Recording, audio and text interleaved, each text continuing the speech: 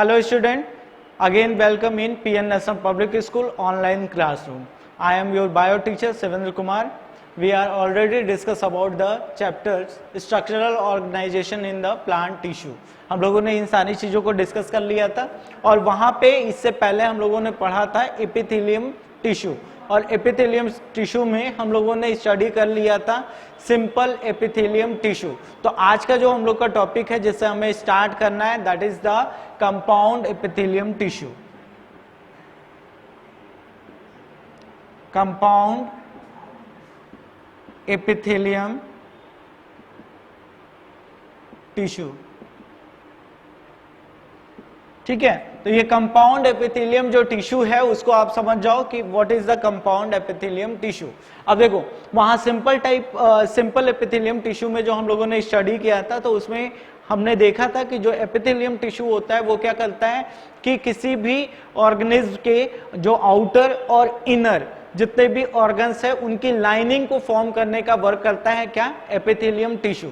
और epithelium tissue में वहां पे जो पढ़ा था सिंपल एपिथेलियम टिश्यू में ये पढ़ा था कि वो जो होता है उसकी जो लेयरिंग होती है वो सिंगल लेयर होता है, यानी कि एक सिंगल लेयर की ही पूरी जो प्रोटेक्टिंग एपिथेलियम टिश्यू की कवरिंग होती है। यहाँ पे क्या होता है जो कंपाउंड एपिथेलियम टिश्यू है, ये कंपाउंड एपिथेलियम टिश्यू जो होता है वो जनरली आपको क्या दिखेगा, वो मल्टी लेयर्ड है। इट मीन्स कि वहां पे जो हम लोगों ने देखा था एक सिंगल लेयर को ही फॉर्म करते जा रहे थे, यहाँ पे क्या होता है कि वो मल्टी लेयर्ड है, यानी कि मोर देन वन लेयर से फॉर्म होती है इसकी क्या, कंपाउंड एपिथेलियम टिश्यू, ठीक है।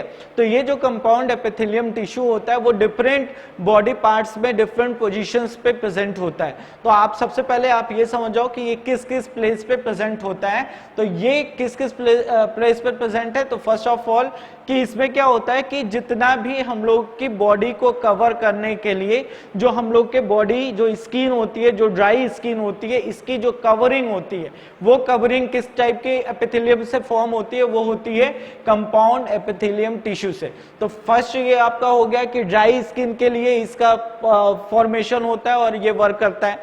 सेकेंड इसमें क्या होता है, सेकेंड आता है इसमें जो मॉइस्ट स्किन होती है, ठीक है।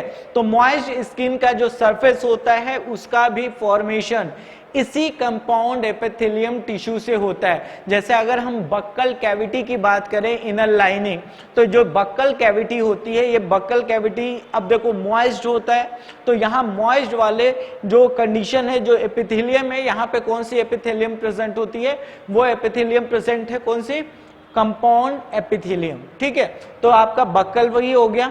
नाउ नेक्स्ट जो होता है जिसको हम कहते हैं अगला जो कंपाउंड एपिथेलियम है वो है थर्ड वन, वो क्या कहां पे प्रेजेंट होगा, ये प्रेजेंट होता है जैसे हम लोग की जो स्लाइवरी ग्लैंड्स हैं, इट मींस कि जहां से स्लाइवा का सेक्रेशन होता है, तो उस स्लाइवरी ग्लैंड का जो डक्ट होता है, ठीक है, स्लाइवरी डक्ट, इस डक्ट की जो लाइनिंग होती है वो डक्ट की लाइनिंग भी किससे फॉर्म होती है, इस डक्ट की लाइनिंग भी कंपाउंड एपिथेलियम से ही फॉर्म होती है। तो inner lining of compound epithelium से फॉर्म है सलेवरी डक्ट की लाइनिंग। साथ ही साथ आपको पैनक्रियाटिक जो डक्ट होता है, pancreatic duct it means the mixed gland, क्योंकि पैनक्रियास जो होता है वो मिक्स्ड ग्लैंड है, वो क्या करता है, वो एंजाइम को तो सिक्रीट करता ही करता है, वहां से हार्मोन्स भी सिक्रीट होते हैं, इसलिए उसको मिक्स्ड ग्लैंड कहते हैं। और मिक्स्ड ग्लैंड के अकॉर्डिंग अगर हम देख के चले तो वहां पे दो चीजें होती हैं, एक को कहते हैं exocrine gland and second one is the endocrine gland. अब यहाँ पे देखिए पीछे वाले में ये टॉपिक थोड़ा सा मैंने बताया नहीं क्योंकि आगे हम लोग को पढ़ना है, फिर भी मैं यहाँ आपको बता दे रहा हूँ। जो एक्सोक्राइन ग्लैंड है और जो इंडोक्राइन ग्लैंड है वो ग्लैंड किसके बेसिस पे डिफरेंशिएट है, वो डिफरेंशिएट है कि वहां पे क्या है कि जो केमिकल इनसे सिक्रीट होता है। तो एक जो एक्सोक्राइन ग्लैंड होता है, एक्सोक्राइन ग्लैंड से जो केमिकल सिक्रीट होता है जनरली वो क्या होता है, प्रोटीनेशियस केमिकल, और दैट इज द एंजाइम। वो क्या होता है, एंजाइम होता है। और इस डक्ट की एक स्पेशल क्वालिटी ये है कि ये डक्टनेस ग्लैंड है, इट मींस कि इसमें डक्ट क्या होता है, वो प्रेजेंट होता है और ये अपने सिक्रीशन को, जैसे लिवर यहाँ पे है तो ये क्या करता है, अपने सिक्रीशन को एक एक हेपेटिक डक्ट के थ्रू लेके जाता है और स्मॉल इंटेस्टाइन का जो पार्ट है ड्यूडेनम वहां पे जाके उसको सिक्रीट आउट करता है, यानी कि ये एक स्पेशल साइड पे ही इसका सिक्रीशन होता है। तो ये हो गया आपका स्पेशल साइड पे इसका सिक्रीशन हुआ, तो ये क्या है, एक्सोक्राइन ग्लैंड है। दूसरा जो होता है जिसको कहते हैं इंडोक्राइन ग्लैंड, तो इंडोक्राइन ग्लैंड में क्या होता है कि वहां पे वो जो अपना सिक्रीशन है वो सिक्रीशन डायरेक्टली पोर किस में कर देता है, वो करता है ब्लड में। तो ब्लड स्ट्रीम के थ्रू वो बॉडी के डिफरेंट पार्ट्स तक उसका जो है वो ट्रांसपोर्टेशन हो जाता है और जिस पार्ट को उसकी नीड होती है वहां पे वो एब्जॉर्ब कर लिया जाता है। तो ये पूरा का पूरा सर्कुलेशन हुआ है, बट वो कोई स्पेसिफिक तो साइट है नहीं कि जहां पे उसने अपना सिक्रेशन कर दिया वहीं पर्टिकुलर जगह पे। इट मींस कि यहां पे किसकी जरूरत नहीं है, डक्ट की जरूरत नहीं है, यानी कि ये कैसे होते हैं, डक्टलेस ग्लैंड। कैसे हैं ये, डक्टलेस ग्लैंड। तो अभी मैं जो आपको बता रहा था कंपाउंड एपिथेलियम टिश्यू, तो कंपाउंड एपिथेलियम टिश्यू में मैंने अभी स्लेवरी ग्लैंड्स की बात की और दूसरा किया आपको पैनक्रियाटिक ग्लैंड की बात की। तो इन दोनों में जो डक्ट का फॉर्मेशन होता है वो डक्ट किसका फॉर्म होता है, उसकी इनर लाइनिंग फॉर्म होती है कंपाउंड एपिथेलियम टिश्यू की। ठीक है, तो ये कंपाउंड एपिथेलियम का आपको क्लियर हो गया होगा किस किस प्लेस पे है, और ये मल्टी जो है वो लेयर्ड स्ट्रक्चर होता है। Now next, what is the functioning of the compound epithelium tissue.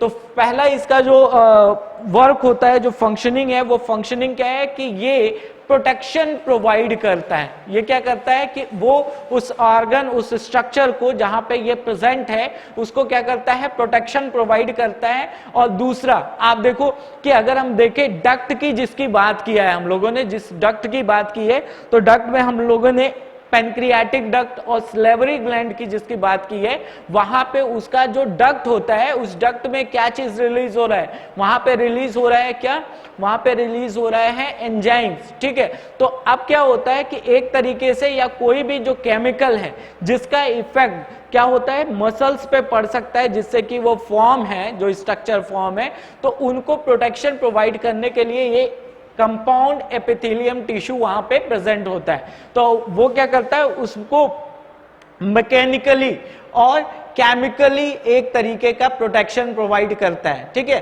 तो ये किसके बारे में फाइनली सारा कुछ फिनिश हो गया, वो हो गया कंपाउंड एपिथेलियम टिश्यू। इस चीज का ध्यान रखना है कि कंपाउंड एपिथेलियम टिश्यू कैसा होता है, वो मल्टी सेलुलर है। ठीक है, तो मल्टी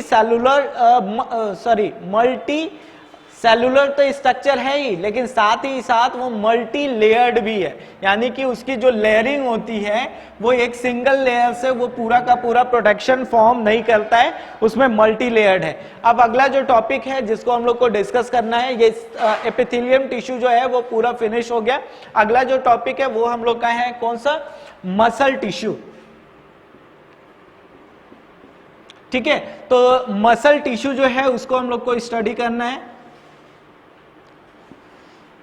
मसल टिश्यू, तो आप ये समझो group of muscle fibre is known as muscles. ठीक है, जो ग्रुप ऑफ मसल फाइबर्स होता है उसी से मिलके, उसकी ग्रुपिंग से मिलके क्या फॉर्म होते हैं, वो मसल्स फॉर्म होते हैं। मसल फाइबर से मिलके इसकी ग्रुपिंग तैयार होती है। अब यहां होता क्या है कि जो मसल फाइबर्स हैं, ठीक है, तो ये मसल फाइबर आप इस तरीके से समझिए कि इस मसल फाइबर में एक तरीके का जो स्ट्रक्चर है ना, इस स्ट्रक्चर के ऊपर एक लेयरिंग होती है। जैसे अगर इसको हम लेके चले इसको कि ये एक मसल फाइबर है, ठीक है, तो अगर ये एक मसल फाइबर है तो इस मसल फाइबर के ऊपर एक स्ट्रक्चर होता है और इसको कहते हैं सार्कोलेमा। सार्कोलेमा, ठीक है, तो ये सार्कोलेमा क्या होती है, ये सार्कोलेमा होती है उस स्ट्रक्चर की आउटर लाइनिंग। ये जो आउटर लाइनिंग है इसके लिए टर्म क्या कहते हैं, सार्कोलेमा। ये क्या है, ये मसल फाइबर है और इसी मसल फाइबर के ग्रुपिंग के वजह से ही मसल टिश्यू का फॉर्मेशन होता है। तो ये हो गया इसका सार्कोलेमा। इसके अंदर का जो पार्ट होता है इसके लिए टर्म यूज करते हैं सार्कोप्लाज्म। सार्कोप्लाज्म ये कौन सा है, ये है इसके अंदर का जो स्ट्रक्चर है, जैसे सेल के अंदर का साइटोप्लाज्म बोलते हैं, इसे सार्कोप्लाज्म बोलते हैं, तो ये स्ट्रक्चर हो गया इसके अंदर का। अब यहाँ पे देखिए जो सार्कोप्लाज्म है, इस सार्कोप्लाज्म में क्या होता है, कुछ जो सब्सटेंस है, कुछ कंपोनेंट जो होता है इसमें सस्पेंडेड होता है, और वो जो कंपोनेंट जो आपको मैं बता दूं कि जो फाइन लॉन्गिट्यूडिनल जो फाइब्रिल्स इसमें प्रेजेंट होते हैं, ठीक है, इसमें क्या होते हैं लॉन्गिट्यूडिनली इसमें प्रेजेंट क्या होता है, फाइब्रिल्स प्रेजेंट होता है, और उसी फाइब्रिल्स के लिए टर्म क्या यूज करते हैं, मायोफाइब्रिल्स। इसमें क्या प्रेजेंट होगा, मायोफाइब्रिल्स, ठीक है। तो ये मायोफाइब्रिल्स इसमें लॉन्गिट्यूडिनली क्या होते हैं, प्रेजेंट होते हैं, ठीक है। तो आपका क्या हो गया, सार्कोलेमा, इसके साइटोप्लाज्म में जो है वो मायोफाइब्रिल्स जो है वो प्रेजेंट है, और ये जो मायोफाइब्रिल्स होता है ना, तो ये मायोफाइब्रिल्स को अगर हम लोग लेके चले तो इस मायोफाइब्रिल्स में आपको ये पता चलेगा कि ये एक्चुअल में किन कंपोनेंट से बना हुआ है। तो यहाँ पे जो कंपोनेंट होता है जिससे कि ये फॉर्म है, एक टर्म आता है मायोसिन, ठीक है, एक जो है वो कौन सा है, वो है मायोसिन, ठीक। तो मायोसिन से एक फॉर्म है, और दूसरा जो होता है एक्टिन, दूसरा क्या होता है इसमें, एक्टिन। तो मायोसिन एंड एक्टिन ये दो जो है इसमें कंपोनेंट होता है। तो अगर आप इसका स्ट्रक्चर देखोगे तो इस स्ट्रक्चर में आपको जो है वो ऐसे स्ट्रक्चर ये आपको दिखाई देगा, कुछ ब्रॉड लाइनें आपको दिखाई देंगी, थिकर दिखाई देंगी, ठीक है। तो जो ब्रॉड और थिकर लाइनिंग होती है वो दैट इज द मायोसिन, तो वो क्या होती है, वो होती है मायोसिन। और दूसरा जो आप देखते हो कि जो थिनर उसमें बैंड्स बने होते हैं, जो थिनर बैंड्स होते हैं वो किसके होते हैं, वो होते हैं एक्टिन के। तो अब यहां देखिए जो आप ये जो स्ट्रक्चर है, जो इसमें दो कंपोनेंट्स आपको मायोफाइब्रिल्स का दिख रहा है कि वहां पे क्या है कि मायोसिन है और एक्टिन है। तो होता क्या है कि सपोज देन कि ये समझिए कि ये मायोसिन है और ये एक्टिन है, ठीक है। तो वो लॉन्गिट्यूडिनली जो है अरेंज होते हैं। इनमें क्या होता है, इनमें स्लाइडिंग करने की कैपेबिलिटी होती है। ये क्या करते हैं, एक दूसरे पे स्लाइड करते हैं। तो स्लाइडिंग के वजह से सपोज देन कि ये चीज ये है, इसका जो एक तरीके से आप समझिए कि ये इसका एक्चुअल लेंथ है, ठीक है। तो अब होता क्या है कि ये जब एक दूसरे पे स्लाइड करता है तो स्लाइडिंग के वजह से इनमें इसका जो लेंथ होता है कभी जो है वो इंक्रीज करेगा, कभी डिक्रीज करेगा। अब देखो जब इंक्रीज और डिक्रीज करता है, जैसे ये मेरा हैंड है तो यहाँ पे मसल्स लगे हुए हैं, ठीक है। तो मसल्स किसके हैं, मायोफाइब्रिल्स से बने हुए हैं। उसमें क्या होगा, एक्टिन और मायोसिन होगा। अब होता क्या है, जब उसकी स्लाइडिंग होती है तो स्लाइडिंग के वजह से क्या होता है कि ये जो एक्चुअल में जो ये इसकी इतनी लेंथ थी ना, वो लेंथ जब स्लाइड करती है तो ये क्या करता है, इसके लेंथ को छोटा कर देता है। जब छोटा होता है लेंथ तो यहाँ पे हमारी जो मसल्स होती है वो कॉन्ट्रैक्ट करती हैं, और जब मसल्स कॉन्ट्रैक्ट करती हैं तो एक तरीके से ऐसे खिंचाव बनता है, ठीक है। और फिर जब हम इसको छोड़ते हैं तो वे फिर से जाके अपने नॉर्मल लेंथ को जो उसका पहले से था उसको वो फिर से अटेंड कर लेता उस प्रॉपर लेंथ को, ठीक है। तो यहां पे आपका दो हो गया, एक तो हो गया कि कॉन्ट्रैक्शन और दूसरा हो गया रिलैक्सेशन। तो इनमें किसके वजह से हो रहा है, इसी मायोसिन और एक्टिन के स्लाइडिंग होने के वजह से, ठीक है। तो इसमें और भी सारी चीजें आती है जब हम लोग स्टडी करेंगे लोकोमोशन के बारे में, ठीक है, चैप्टर में, तो वहां पे हम लोगों को ये चीजें पता चलेंगे कि ये एक्चुअल में इसकी फंक्शनिंग होती कैसे है। तो अभी फिलहाल हम लोग जो पढ़ रहे थे बस केवल स्ट्रक्चर के बारे में। तो आप देखिए यहां पे आपको स्ट्रक्चर में सारा चीज पता चला होगा कि यहां पे ऐसे ही जो मसल फाइबर्स होते हैं, ठीक है, ये एक दूसरे से फॉर्म होके एक ग्रुपिंग बनाते हैं और उस ग्रुपिंग से टोटल का टोटल जो मसल होता है उसका फॉर्मेशन हो जाता है। अब अगला जो टॉपिक है जिसको हम लोग को इसमें स्टडी करना है वो टॉपिक कौन सा है, टाइप्स ऑफ मसल टिश्यू। अगला टॉपिक क्या है, टाइप्स ऑफ मसल टिश्यू, ठीक है। अब टाइप ऑफ मसल टिश्यूज जो है वो आप समझ जाओ कि कौन कौन से टाइप्स होते हैं। तो इसमें एक जो पहला जो टाइप होता है वो कौन सा है, स्केलेटल, स्केलेटल, ठीक है। और इसी के लिए एक और नेम देते हैं स्ट्रैटेड, स्टैटेड, एंड एक और नेम इसके लिए कंसीडर किया जाता है, वो है वॉलेंट्री। एक्सप्लेन कर रहा हूं तो आपको ज्यादा क्लियर हो जाएगा।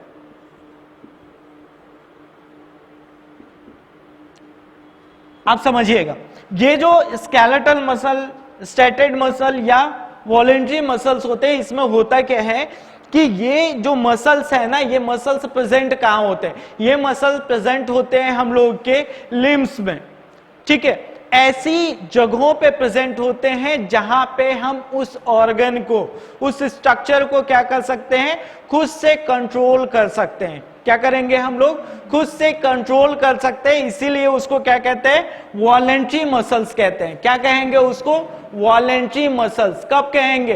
वो वॉलेंट्री मसल्स हम उसमें तब कहेंगे जब क्या करें कि हम खुद से उस सारी चीजों को कंट्रोल कर सके। अब देखो, जैसे हमारे जो ये लेग है या जो हैंड है, इसमें जो मसल्स हैं, अब मैं चाहूंगा तभी ये क्या होगा? मेरा हैंड जो है वो बैंड होगा, ठीक है। तो ये हैंड जो बैंड हो रहा है, ये इसकी जो बेंडिंग हो रही है, वो दो चीजों के वजह से है। यहां पे दो चीजें वो है क्या? एक तो होता है स्केलेटल, ठीक है, जो स्केलेटन सिस्टम है हम लोग का, वो हेल्प करता है, और दूसरा जो होता है वो मसल्स। स्केलेटन सिस्टम में भी हम दो चीजों को देखते हैं कि यहां पे जॉइंट्स होते हैं। अब अगर ये जॉइंट्स नहीं होता तो हम इसको ऐसे फोल्ड नहीं कर पाते। अब सपोज दैट आप दोनों को अगर अलग अलग करके देखो, यानी कि अगर किसी बॉडी से टोटली अगर हम उसमें से बोन्स को निकाल दें, ठीक है, तब भी उसमें जो लोकोमोशन होगा वो नहीं हो पाएगा, ठीक है, क्योंकि एक फिक्स पोजीशन चाहिए होती है जिसको लेके एक तरीके का उसको मैकेनिकल सपोर्ट जब प्रोवाइड होता है तभी वो वर्क कर सकता है। दूसरा जो होता है कि अगर केवल स्केलेटन ही हो, मसल्स नहीं हो, तो वो ऐसे के ऐसे पड़ा रहेगा। और ज्वाइंट भी अगर होगा तो आप जब ऐसे उठाओगे तो ऐसे उठेगा, छोड़ोगे तो ऐसे गिर जाएगा, ठीक है। तो उस तरीके से वर्क करेगा। इसीलिए यहां पे क्या होते हैं कि जितना हम लोग का स्केलेटन है जिसको हम कंट्रोल करके चल रहे हैं, ये सब जगहों पे क्या होता है? स्ट्रेटेड मसल्स होते हैं। और ये स्ट्रेटेड मसल जो होते हैं वो स्ट्रेटेड इसलिए कहे जाते हैं क्योंकि उसपे स्ट्रिप्स प्रेजेंट होती है। क्या होती है? स्ट्रिप्स प्रेजेंट होती है। तो उसका जो स्ट्रक्चर होता है वो कुछ ऐसे समझिए आप कि वहां पे क्या होगा कि जैसे ये स्ट्रक्चर है, ठीक है, तो इनमें क्या होती है? स्ट्रिप्स प्रेजेंट होती है। वो स्ट्रिप्स आपको दिखाई देगी, ऐसे स्ट्रिप्स प्रेजेंट होगी उसमें। और साथ ही साथ वहां पे क्या प्रेजेंट होता है? वहां पे प्रेजेंट होता है उसका न्यूक्लियस। क्या होता है? न्यूक्लियस। तो न्यूक्लियस प्रेजेंट है उसमें, ठीक है। और स्ट्रिप्स होती है, इसके वजह से इसको स्टैटेड जो मसल्स कहते हैं। स्केलेटन के पास ये उससे अटैच होता है, इसलिए उसको स्केलेटल मसल्स भी कहते हैं। और दूसरा थर्ड जो है वॉलेंट्री मसल्स, इसलिए बोलेंगे क्योंकि ये जो मसल्स हैं ये हमारी स्वेच्छा से हम उसमें मूवमेंट दिखा भी सकते और नहीं भी दिखा सकते, यानी कि हम उसको खुद से कंट्रोल करते हैं कि उसमें मूवमेंट होगा या फिर नहीं होगा। तो फर्स्ट हम लोग का जो है वो उसको हम लोगों ने स्टडी कर लिया, वो क्या था? Skeletal muscle. सेकेंड जो आता है जिसको हम लोग को स्टडी करना है, वो सेकेंड कौन सा है? जो सेकेंड होगा वो सेकेंड कौन सा होता है? बहुत सिंपल सा है, उसको भी जान लीजिए। उसको कहते हैं स्मूथ। क्या कहेंगे उसको? स्मूथ होगा, ये स्मूथ मसल्स होंगे, ठीक है। स्मूथ, अब देखो ये स्केलेटल था, ये स्मूथ है। अब यहां पे एक टर्म और आता है, उसको आप समझ जाइए, ये नॉन स्ट्रेटेड है। कैसा है ये? नॉन स्ट्रेटेड, ठीक है। ये नॉन स्ट्रेटेड होता है। तो आपका कैसा है? स्मूथ मसल है और नॉन स्ट्रेटेड है। अब यहां पे देखिए, इसका अगर हम स्ट्रक्चर देखें तो इसके जो फाइब्रिल्स होते हैं वो आपको ऐसा दिखाई देगा। ये इसमें आपको क्या दिखाई दे रहा है? ये इसका न्यूक्लियस का पार्ट है। ये क्या है? न्यूक्लियस है। ये यूनिन्यूक्लिएटेड होते हैं। कैसे होते हैं? यूनिन्यूक्लिएटेड होते हैं। ये जो इसका सेंटर का ये जो एरिया है, ये इसका क्या है? ये है सार्कोप्लाज्म। और ये जो आप आउटर ये जो लाइनिंग देख रहे हो, ये आउटर लाइनिंग ही इसका क्या कहलाता है? ये आउटर लाइनिंग क्या कहलाता है इसका? ये कहलाता है सार्कोलेमा, ठीक है। तो आपका ये जो स्ट्रक्चर हुआ वो किसका हो गया, स्मूथ मसल या नॉन स्ट्रेटेड मसल्स का। अब यहाँ पे नॉन स्ट्रेटेड क्यों कहा, क्योंकि इसमें स्ट्रिप्स प्रेजेंट नहीं आपको दिखाई दे रही। तो दो तरीके का हम लोगों ने मसल्स को स्टडी कर लिया।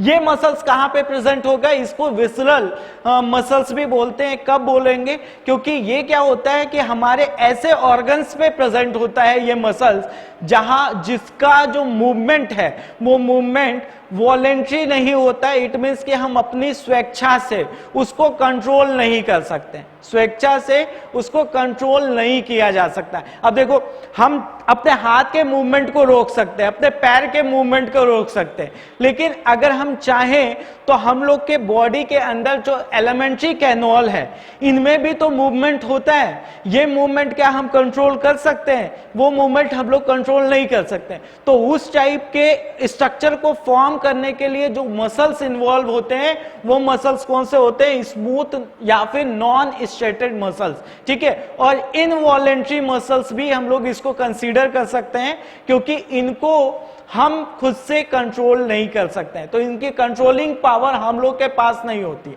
इसके वजह से हम लोग इसको कहेंगे। अब एक लास्ट होता है, इनसे तो हमारी बॉडी के जितने भी मसल्स हैं, ठीक है, वो सारे मसल्स इन दोनों के हेल्प से ही मिलके बने। या तो वो वॉलेंट्री मसल्स हैं, वॉलेंट्री या फिर स्केलेटल मसल या फिर स्ट्रेटेड मसल, सारा नाम तो एक ही के हैं ना। और या फिर वो क्या है, नॉन इनवॉलेंट्री है या फिर स्मूथ है या नॉन स्ट्रेटेड है। ये क्या है, ये पूरे हमारे यही दोनों मिलके हमारे बॉडी के सारे जितने मसल्स हैं उनका फॉर्मेशन ये दोनों मिलके कर देते हैं। जहां पे जिसकी नीड वहां उससे वो फॉर्म हो जाता है। अगला जो एक मसल आता है वो कौन सा है, थर्ड वन, ये एक स्पेशल टाइप का मसल्स है और ये हर जगह प्रेजेंट होता ही नहीं है, और that is the cardiac muscle. कौन सा मसल है ये, कार्डियक मसल, ठीक है। अब देखो, कार्डियोलॉजिस्ट आपने कभी सुना होगा नाम, है ना, तो वो किसके लिए होता है, वो स्पेशली होता है हमारे हार्ट के लिए। कहां पे सिचुएटेड होता है भाई हार्ट हम लोग में, वेंट्रली या डॉर्सल साइड में, तो वो होता है हम लोग के वेंट्रल साइड में। और इसी के बेसिस पे हम चीजों को डिफाइन भी करते हैं। जैसे एक चीज और जान लीजिए, डॉर्सल वेंट्रल की बात आई है तो आप जान लीजिए कि जिस साइड में हमारा हार्ट होता है वो साइड क्या कहलाता है, ये साइड क्या कहलाएगा, ये कहलाएगा आपका वेंट्रल साइड, ठीक है। जिस साइड में हमारा बैकबोन होता है वो साइड जो है वो पूरा ये क्या कहलाएगा, वो कहलाएगा हम लोग का डॉर्सल साइड। और इधर जिधर हमारे लिम्स लगे होते हैं हमारी बॉडी से, ये दोनों साइड क्या कहलाता है हम लोग का, ये कहलाता है हम लोग का लैटरल साइड। तो ये हम लोग का बॉडी का जो पोजीशन है, ठीक है। तो आप ये समझो जो कार्डियक मसल्स होती है ना, ये मसल जो होती है वो स्पेशल टाइप की मसल्स होती है। और ये स्पेशल टाइप की मसल्स हैं कैसे, आप ये समझो। देखो यहां पे क्या है कि जो स्मूथ मसल्स होती है, स्मूथ मसल्स कैसी होती हैं, वो होती हैं स्मूथ मसल्स में आपको दिखाई देगा कि उसमें केवल एक सिंगल क्या होगा, एक सिंगल न्यूक्लियस प्रेजेंट होता है। तो यहां पे क्या होता है कि कार्डियक मसल में ये मल्टी न्यूक्लिएटेड होते हैं। कैसे होते हैं, मल्टी न्यूक्लिएटेड होते हैं ये मसल्स। दूसरा, ये मसल जो होते हैं ना, वो मसल्स कैसे हैं, वो मसल्स हैं एक तरीके से ब्रांच्ड मसल। अब देखो, दिखने में वो मसल्स आपको किसकी तरह दिखेगा, दिखने में वो मसल्स आपको दिखेगा स्ट्रेटेड मसल्स या फिर स्केलेटल मसल्स की जगह सा, ठीक है। स्ट्रेटेड या फिर स्केलेटल मसल्स के थ्रू वो आपको दिखने में वैसा स्ट्रक्चर दिखता है, बट उसकी जो फंक्शनिंग होती है, अब देखो स्ट्रक्चर वैसा दिखा तो वो होना चाहिए था वॉलेंट्री, बट यहां पे क्या हो रहा है कि वो वॉलेंट्री नहीं है। आप अपने से कुछ भी, कितना भी आप योग कर लो, ठीक है, तो आप अपनी ब्रीदिंग रोक सकते हो, ठीक है, कुछ टाइम पीरियड के लिए आप अपना ब्रीथ पे कंट्रोल कर सकते हो। बट ऐसा कोई नहीं है अर्थ पे जो क्या करे, योग करे और अपने हार्ट बीट को रोक दे और वो तब भी जीवित रहे। कि दूसरी बार वो बता सके हाँ भाई देखो मैंने हार्ट बीट जो है वो 5 मिनट के लिए रोका था। तो ऐसी कंडीशन आपको नहीं दिखेगी। तो यहां पे देखो अब हार्ट बीट क्या हुई, हम लोग के माइंड से कंट्रोल नहीं हुई, यानी कि वो कैसी रह गई, इनवॉलेंट्री रह गए, वॉलेंट्री नहीं रह गई। तो इस कंडीशंस में जब हम उसको स्टडी करते हैं तो वो क्या हुआ, अब दोनों से उसके जो कैरेक्टर्स हैं, कुछ कैरेक्टर इससे सिमिलरिटी शो कर रहा है, कुछ उससे, कुछ कैरेक्टर के डिफरेंस के वजह से ना हम उसको उसमें कंसीडर कर रहे हैं और ना ही इसमें कंसीडर कर रहे हैं। इसके वजह से इसको अलग जो मसल का एक ग्रुप दिया गया है, एक टाइप दिया गया है, और that is the cardiac muscle. कहां पे प्रेजेंट है, वो प्रेजेंट है हम लोग के हार्ट में, ठीक है। और वो उसकी जो पूरी बॉडी मतलब हार्ट का जो पूरा का पूरा स्ट्रक्चर है, उसकी जो वॉल है, वो वॉल इसी मसल से फॉर्म होती है। तो ये क्या आज हम लोगों ने स्टडी किस चीज को कर लिया, आज हम लोगों ने स्टडी किया है आपके structural organisation in animal tissue में। जो प्रीवियस वाला जो हम लोगों ने पढ़ा था उसमें टॉपिक एक छूट गया था एपिथेलियल टिश्यू का, और वो हमने कंपाउंड एपिथेलियल टिश्यू को पढ़ लिया आज, ठीक है। और आपको क्लियर भी फिर से मैं थोड़ा सा बता देता हूं, वो मल्टी सेलुलर है। वहां पे सारा जो सिंपल टाइप का था वो कैसा था, मल्टी लेयर्ड है। और वो कैसा था, वो क्या था, यूनिलेयर था, एक तरीके का सिंगल लेयर्ड का उसका पूरा स्ट्रक्चर था।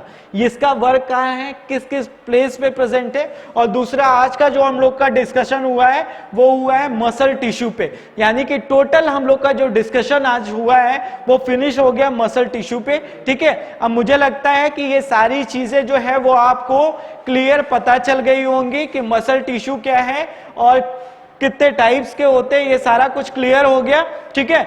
अब अगर ये आपको सही लगा हो तो इसको स्टडी कर लीजिए अच्छे से, ठीक है। अच्छा लगा हो वीडियो तो लाइक कीजिए, सब्सक्राइब कीजिए। Thank you.